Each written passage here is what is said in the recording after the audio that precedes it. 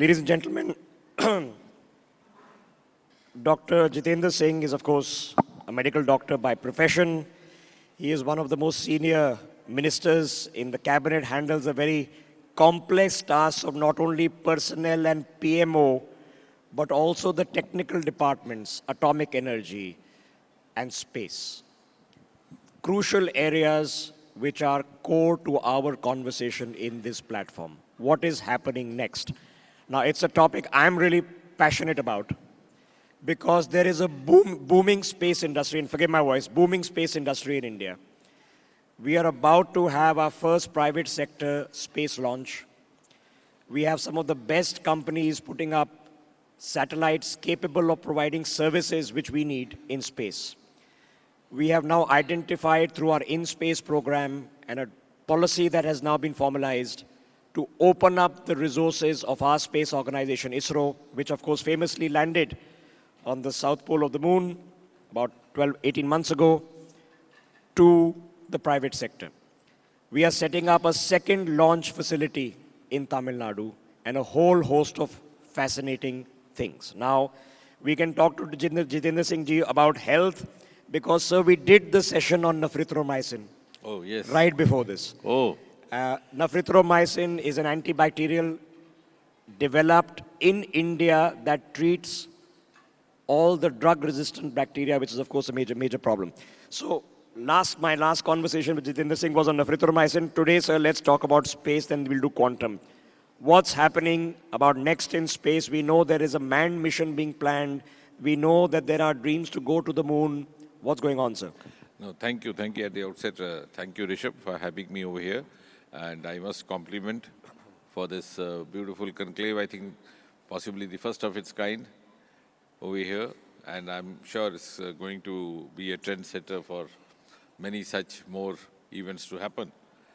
And it's going to lead us to a number of valuable conclusions to follow up with. Now, yes, let me pick up by complimenting you for doing a session on nafrithromycin, as you said right before this. And just to add to what you might have already discussed is that earlier to this, all the antibiotics that were being marketed in India underwent their trials, and also the salt was developed outside. Of course, we got it here, we manufactured it, marketed it, but this was one such antibiotic which was indigenously developed, tried, and I'm proud that I'm associated with the Department of Biotechnology which did that. Right from the first antibiotic that we had somewhere in the late 90s, the penicillin, which was founded by Alexander Fleming and was rated as queen of drugs. The successive generations were actually alien. So we have actually opened up into a new arena in the medicinal drugs as well. And of course, that's a beautiful example of public-private participation because all the trials and the salt was developed in the public sector, as he said, the Department of Biotechnology. And then they partnered with a private pharma house called Wocards. So having said that... Yeah, so the head of BRAC was here to discuss this, yes. Oh, that's fine, that's fine. So you want me to talk about space? Yeah. Yes, I do, sir. So, see, I think what is amazing, the space story of India is in itself going to be a case study in the years to come. Because the entire shift or the quantum leap that has happened in the last 4-5 years. And it's important to understand the strategies behind that. I mean, before I come to the future missions, because, and of course, some of the recent missions that you referred were amazing because ISRO, the Indian Space Research Organization, was established in the year 1969, which has gone down in the history as the year when the US landed its first human being on the surface of Moon, Neil Armstrong. And ISRO was just being born. But today, they have landed on the southern pole of Moon before anybody else. But what has gone behind this is something which is, I think, a subject of research because for 60, 70 years, ISRO was predominantly depending on the government sources and therefore not able to exploit to the maximum extent the potential, the talent and the capacities and the human resource available to us. And the human resource was available. If you go back to the archives and see the pictures of Sarabhai carrying some of his goods on the carriage of bicycle, you would understand against what constraints he was determined or his team was determined to work. And therefore, the turning point happened when a few years ago we put this across to Prime Minister Modi, and I think it's time to acknowledge him for his personal intervention. He allowed us to open up to the private sector. Because if we have to actually move on from where we are today and also meet the global benchmarks, then we have to follow the global strategies. And we always drew parallel with NASA without realizing that NASA never depended primarily on the government source. Most of its resource was non-government. So for the first time, when we gave up that inhibition or broke that taboo of the past, which media fondly also described as unlocking of the space sector of India, we have a huge, huge investment from the private sector, even the FDIs, which have been allowed, which has been liberalized in case of space. And the result is that our first generation startups are not only world-class, but they have turned into massive Okay, so I'll plug entrepreneurs. them because Srinath and Tanveer and Agni Cool, Bellatrix, Dijantara, Pixel, all of them were here sir, this morning Well, to have these conversations, and they were sitting with Mike Massimino of NASA, and Oleg has been here. He's of course from Russia. He's a cosmonaut. So we've had fascinating conversations. But how exciting is it for people who don't know? So Pixel has just done a launch, and they do multi-spectrum analysis of Earth imagery. They've done a launch on with SpaceX. Bellatrix, Agni Cool, they are doing rocket testing, and maybe within a year or so they'll have rockets to go at least to near Earth orbit.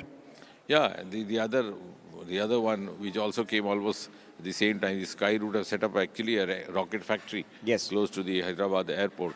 So that means there was huge amount of potential which was not finding the right kind of outlet or the right kind of enabling milieu which has been provided now. And now that it is there, I mean, I think the best testimony is that we had this European Union delegation over here in Delhi these days. And You've just come from the meeting, and I know some of it's off the record, and I believe in several hours. So this is Absolutely. something we are taking very seriously. yeah, but what I was going to tell you is that this morning itself I happened to be with the commissioner responsible for space sector. And he said that 21st century is going to be the century of space, and India is going to occupy that space.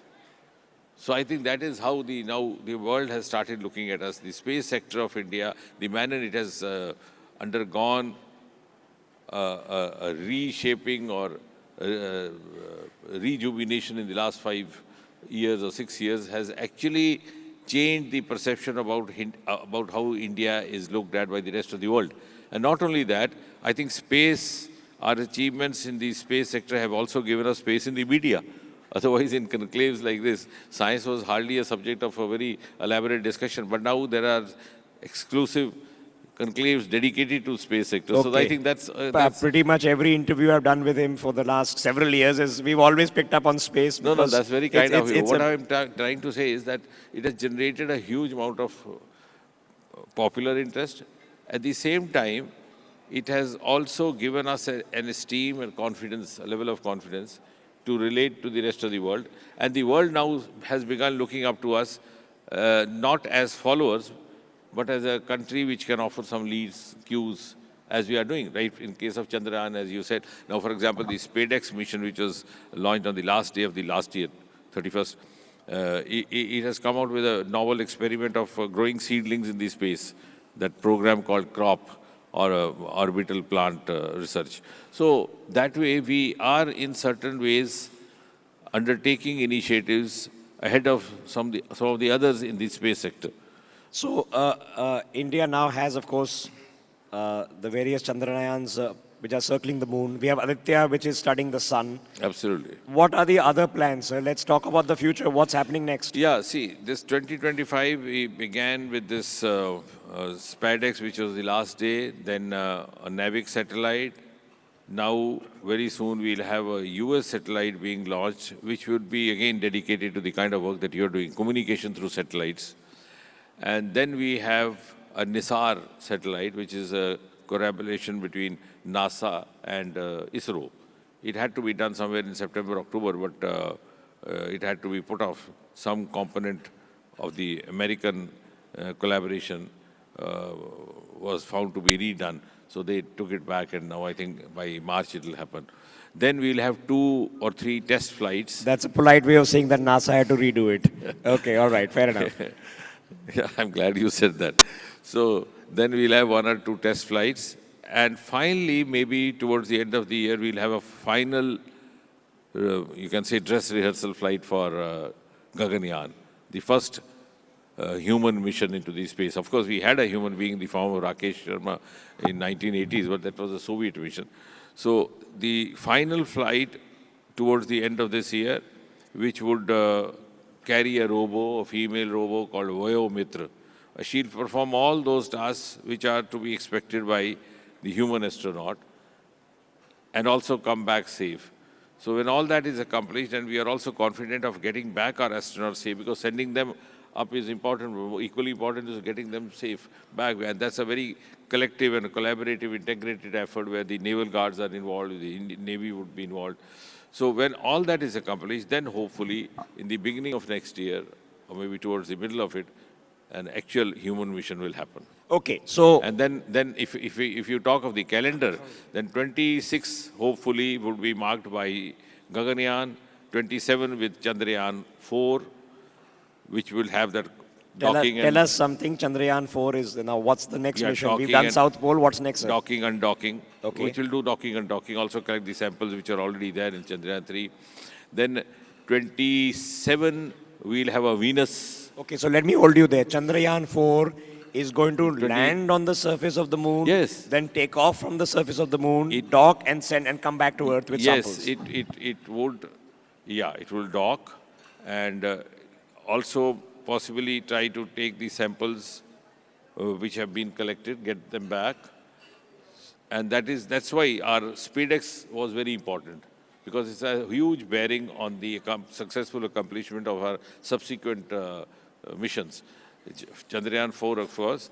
Venus, of course, is going to happen in 28. But when we are also planning an international space station, indigenous space station Yes. called Bharatiya Space Station by 2035. For that also, docking and docking will be very important, because you have to make the astronaut move in. Not only that, docking also comes into application when, for example, you want to supplement the payloads, or you think a satellite is doing a good job, you don't wish to get it back, you want to prolong its life. Okay, so- And by 2040, I think, will be the landmark year when actually an Indian astronaut lands on the surface of Moon. So, ladies and gentlemen, you've sort of heard it here. This is not next month's plan. This is a plan for the next 15 years.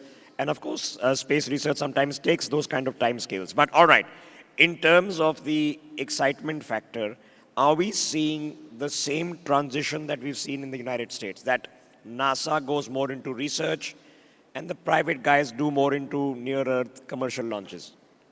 Is that what we're going to see, sir? Yeah, see, gradually we are now very new to the private sector, but of course we have the communication satellites, the navigation satellites, and we also have the Earth observatories, and the private sector is gradually now, entering in. So I hope the manner it evolves will move in that direction. But of course, there is a fascination in sending up these rockets, and it sounds a little romantic also, but equally, I think accomplishing is our Earth observatory satellites, which have given us a kind of an esteem of being a country more accomplished in disaster preparedness compared to several other countries. And so accurate now that we are catering our inputs to most of the neighboring countries, all the SAARC countries also. So I think the private sector, as it finds, some of these areas which you mentioned, getting them better outcomes, they would step in, because after all, they also have to sustain. Yes. Because it's easy to start a startup, it's difficult to sustain it. So sustainability comes from a very close synergy between research academia, startup, and industry. And a huge lot of industrial mapping is also, behind the scene going on. Because if they find that you have lot many takers for Earth observatories, like for example, now our forecast system is becoming almost a part of life. For example, in the heavy downpour in Mumbai during the monsoon season, people are now getting habitual of looking at their watch to decide whether to carry umbrella with them or not. So we have a program called Now, which gives you an accurate forecast for the next 3 hours.